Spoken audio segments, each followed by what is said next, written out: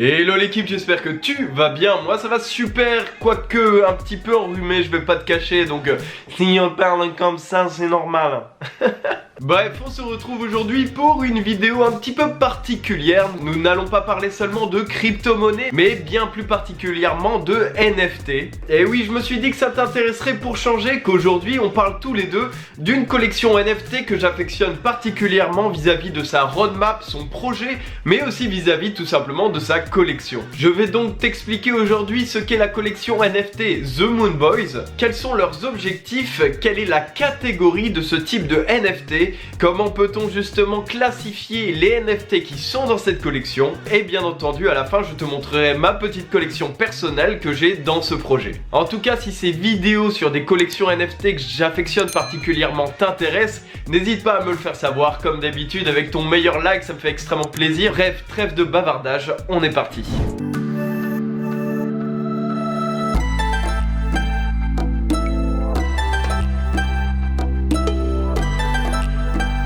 Ce que tu dois savoir déjà, c'est qu'il y a plusieurs types de NFT. Si on va s'intéresser plus particulièrement du coup aux NFT de collection. Des NFT de collection, c'est quoi? C'est tout simplement donc des tokens non fongibles, donc incopiables, qui ont tout simplement une quantité limitée. Par exemple, ici dans la collection Moon Boys, il y a une quantité limitée de Moon Boys, il me semble 11 111 Moon Boys. Donc tu l'auras compris, tout comme les CryptoPunks au début des NFT ont explosé, plus il y a de la demande, plus justement ces NFT prennent de la valeur. Les Moon Boys, ce n'est pas que ça, bien entendu, comme tu peux le voir à l'écran ici s'afficher. Il y a justement une certaine esthétique à cette collection, donc c'est une collection 3D, avec justement des équipements, un fond, des couleurs différentes pour chaque Moon Boys pour les différencier de l'un à l'autre. Au final, c'est un petit peu comme les Pokémon ou les Axie que je t'ai déjà présenté. Ici, on a justement des différenciations entre chaque. Ce qu'il faut savoir, c'est que derrière ce projet, il y a une très grosse équipe, notamment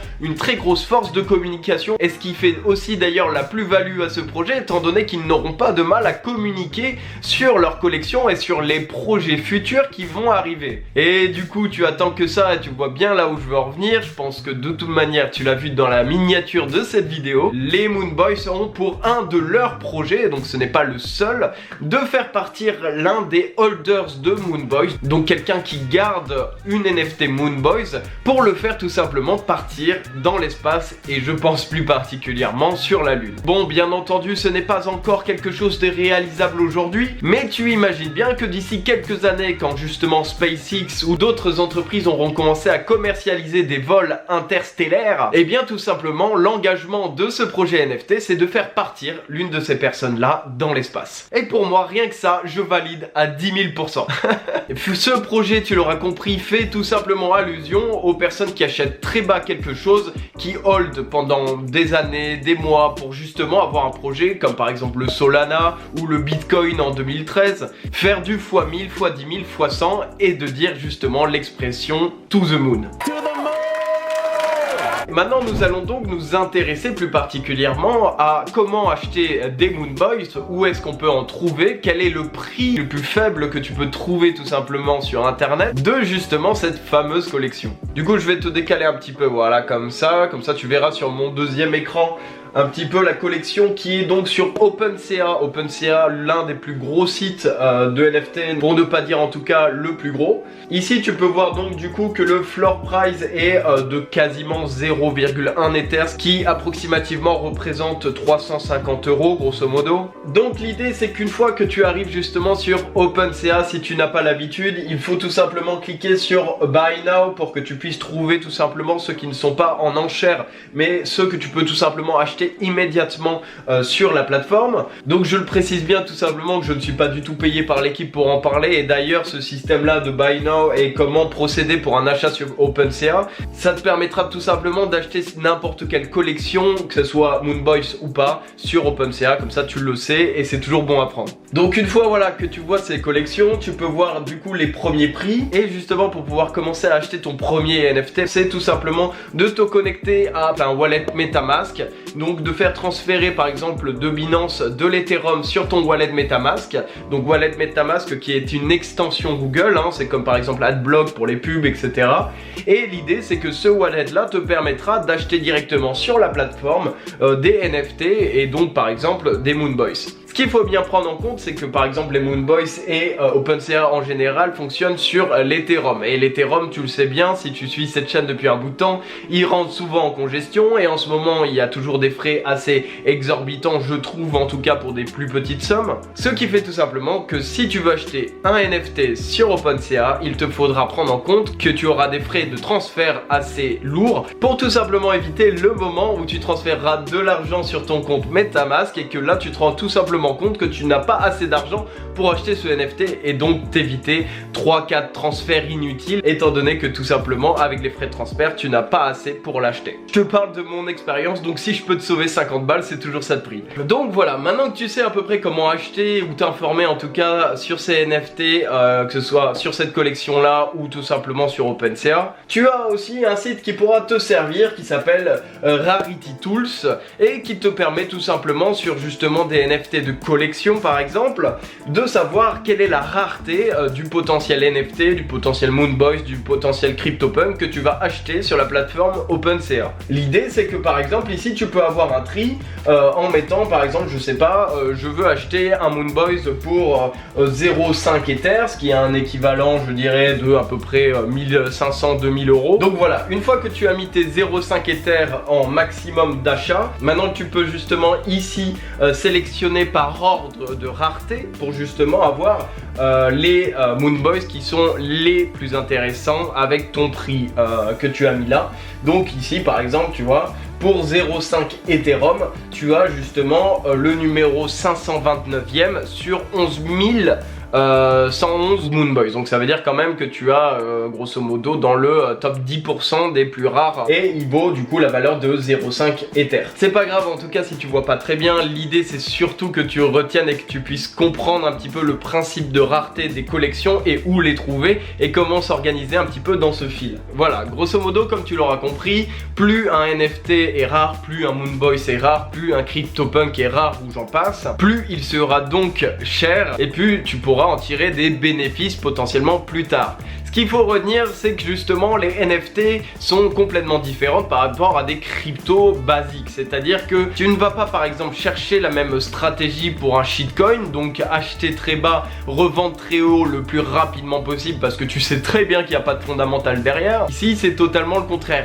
Rares sont les collections en NFT qui s'envolent en quelques jours, mais du coup plutôt acheter des NFT un jour J, attendre 1 an, 2 ans, 3 ans que le projet se développe, que la communauté grandit et que tout le monde entre guillemets spécule à la hausse du coup, vu qu'il y a de moins en moins de Moonboys par exemple disponibles et plus ils vont prendre de la valeur. Ici par exemple CryptoPunk, une personne qui avait acheté un jour J, s'il la vendait le lendemain, il n'allait pas faire énormément de plus-value. Alors qu'effectivement s'il l'achetait un jour par exemple il y a 1 an et puis qu'il le vendait quelques mois ou années plus tard déjà là, tu comprends que revendre maintenant un CryptoPunk de la valeur d'une maison, c'est hyper intéressant. Donc garde bien cette psychologie long terme pour les NFT que tu vas acheter, étant donné que tu as beaucoup plus de chances d'être en perte avec les frais de transfert si tu achètes un jour J et que tu vends le lendemain que si justement tu attends un petit peu. Alors voilà, maintenant que tu sais tout ça, je vais tout simplement te présenter comme promis la petite collection que j'ai sur justement ces NFT Moonboys. Ce qu'il faut savoir c'est que j'ai au total tout simplement 2 Moonboys dans mon portefeuille NFT. Ces 2 Moonboys représentent du coup une chance pour moi plus tard, donc dans les années prochaines, de recevoir un fameux billet pour la lune ou l'espace en tout cas en fonction du projet qui arrive à aboutir. Et comme tu l'auras bien compris, vu qu'il y a environ 11 000 Moonboys à disposition, comme j'en possède 2, j'ai donc approximativement une chance sur 5000 de me retrouver dans l'espace. Certes c'est assez faible, mais au final quand tu y penses, une chance sur 5000 c'est très loin des statistiques ou des pourcentages de chances de gagner au loto. Donc moi personnellement pour un NFT et un projet comme ça me va carrément.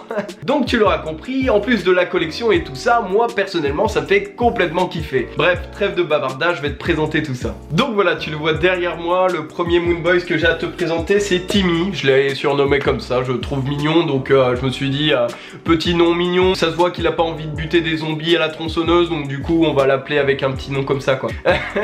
Bref, du coup, Timmy, malheureusement, quand je l'ai looté, donc moi je ne l'ai pas acheté sur OpenSea, je l'ai mint, donc il y a eu tout simplement une sélection aléatoire quand je suis arrivé sur le projet avant la mise en vente publique sur OpenSea. Il me semble du coup que ce petit Timmy est classé dans les 9010 millièmes de ces fameux 11 000, donc certes, il n'est pas extrêmement bien placé dans la collection, par contre, effectivement, il me donne tout simplement cette même possibilité que tout le monde de partir dans l'espace ou d'avoir justement accès à tous les events qui vont être mis en avant avec justement cette communauté Moon Boys, puisque oui, forcément, tu as des tickets, tu es entre guillemets VIP pour les fameux events qui vont avoir lieu dans les prochains mois, prochaines années. Donc voilà pour le petit Timmy, tu vois, petit casque en argent, petit fond bleu, ok.